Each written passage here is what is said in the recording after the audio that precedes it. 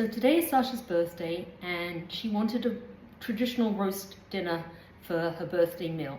So that's what I'm cooking for her, and I haven't done this in a while, but I've done most of the components at some point. So a traditional British roast dinner is normally some kind of roast meat, beef, lamb, pork. We're doing beef.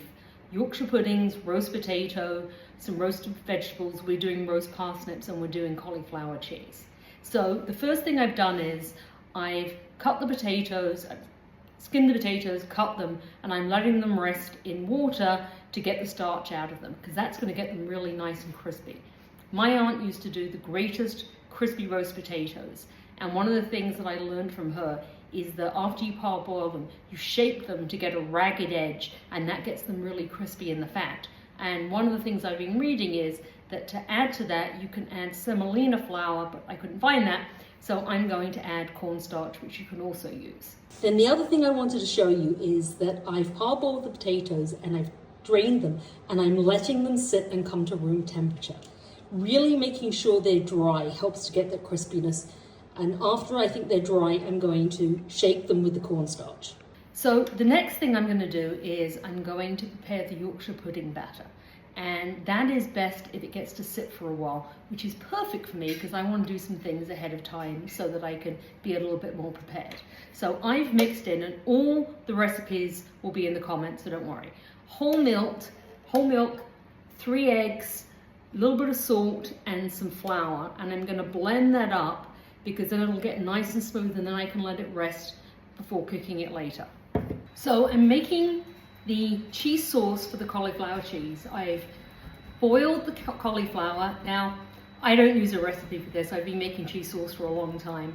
What I do is I make a roux, which you probably know is with butter and flour, and then I add milk, and then a lot of sharp cheddar cheese and a bit of mustard. And something I actually do, which is perfect for being in Grenada, is I grate a little bit of nutmeg in. So that's what I'm doing now, grating cheese. Okay, I wish I could tell you I had a recipe for cheese sauce. I don't. It's basically a roux, which is what I'm making now, and then I add in milk, whisk it up, and then add the cheese. So I'll try and find something that approximates to a recipe. So a key part of a roast dinner is obviously the meat. So we are having roast beef. Grenada is not a big beef producer, so I had to get imported beef.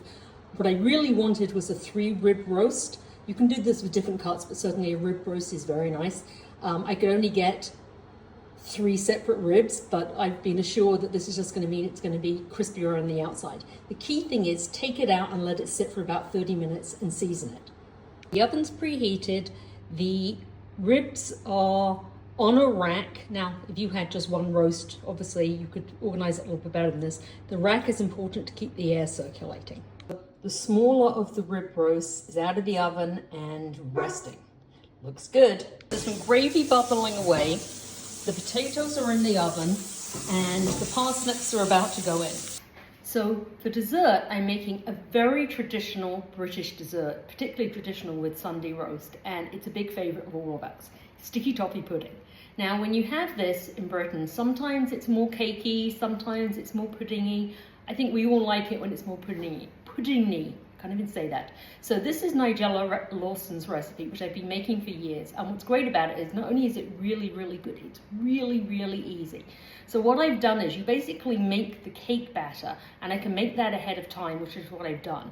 And then later, just before cooking, you put on some sugar, some butter, and some boiling water, which sounds weird, but it basically self-sauces. Here is the finished meal. Here's the Yorkshire puddings. They have sunk a little bit.